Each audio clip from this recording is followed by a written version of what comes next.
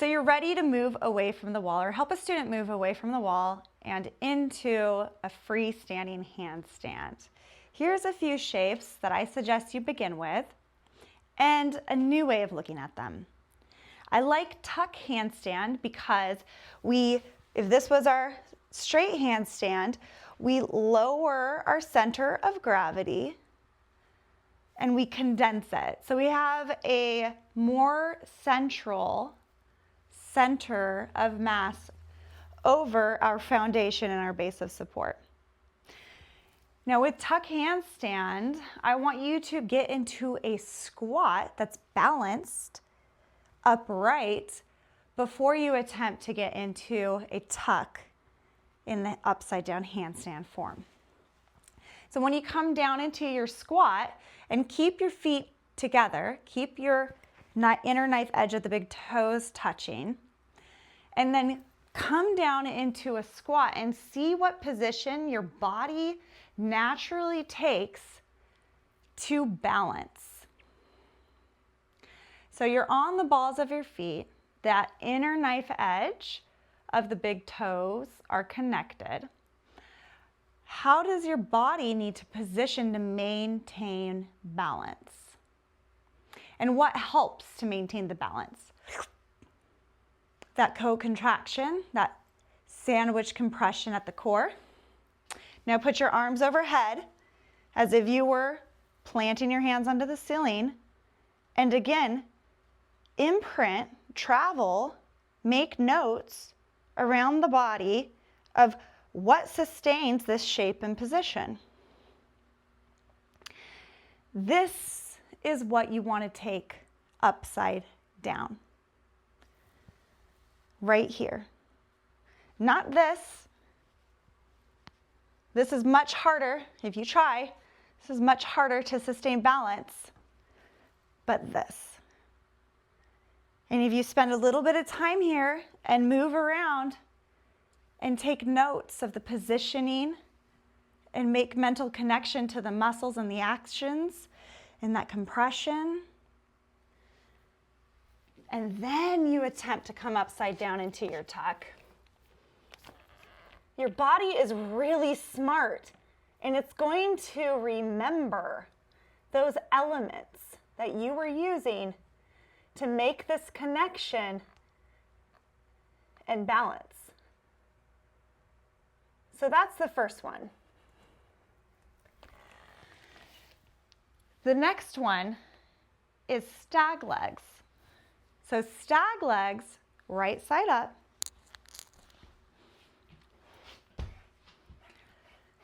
Is a stag lunge. Now, if we lift this knee off the mat, what do we have to do to maintain balance here? Bring your arms into the air and walk around the body taking notes. Notice that we had to kind of draw both limbs towards the center, that traction on the mat, to create the balance at the core and the center, and that sandwich compression once again.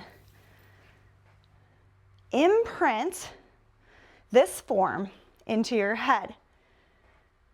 Make those mental notes. Touch your body. Make the external imprint, that tactile imprinting. So we have somatic recall when we get upside down. Then plant your hands and let's take it freestanding.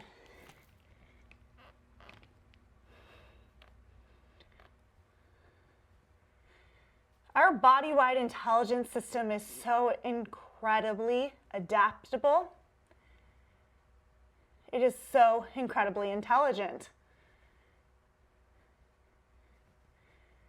If we give it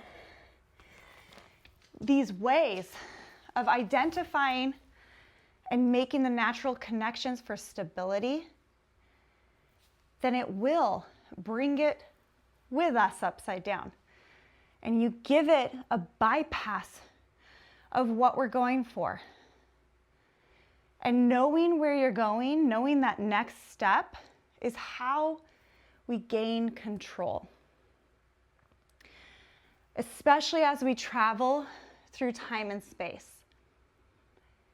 If we have a rough idea, but we don't actually have that external and tactile and that recall that we can draw from, it's a bit of a shot in the dark. The opposite would be a launch. Now we really have to just cross our fingers when we get up there and hope, one, that we can catch our balance, which takes the right amount of propellant and momentum together. So we have to kind of just hope we catch our balance. We have to kind of just hope that we set up with proper alignment. And alignment is often more important than strength. Of course, we need both and a lot when we're holding our whole body upside down, but alignment is just as, if not more, important than strength. This is a shot in the dark for catching our balance, applying controlled proprioception, and establishing correct alignment. That would look more like this, and we really don't have control over the next moments here. Okay? The last one I want to give you is straddle. Now with straddle handstand, our legs are out to the side like this. So we have a really spread out, low and spread out center of gravity. But where we get into trouble is when our straddle is less like this really wide V coming out from the hips, and it's more like a Y, and I like to call it the wavering Y. Why, oh why? So for our external cueing, our tactile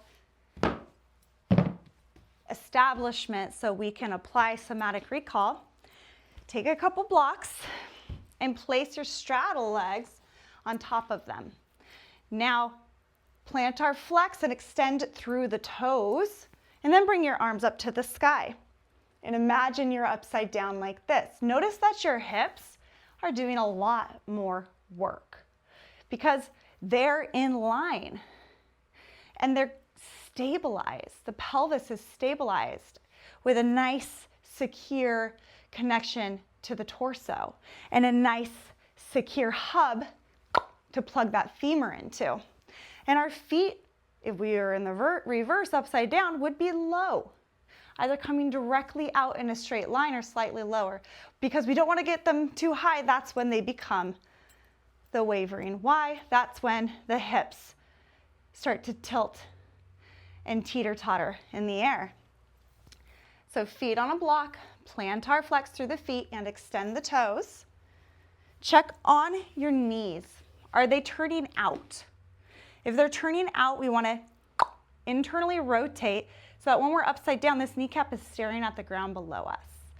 This changes the position of the femur so it can really plug into the hip socket. And we have the hip socket nice and controlled and stable because we didn't tilt it up too high and everything starts spilling out. If it's nice and stable, then now the femur can align, plug in, knee points down at the ground when this is in reverse, and the ankles are nice and stabilized and also in stacking alignment because we've plantar flexed and extended through the toes. Sandwich compression, co-contraction, front to back. This is the straddle positioning we want to take, upside down. Imprint it, move around the body, take notes, embed, muscle memory. And then we take that upside down.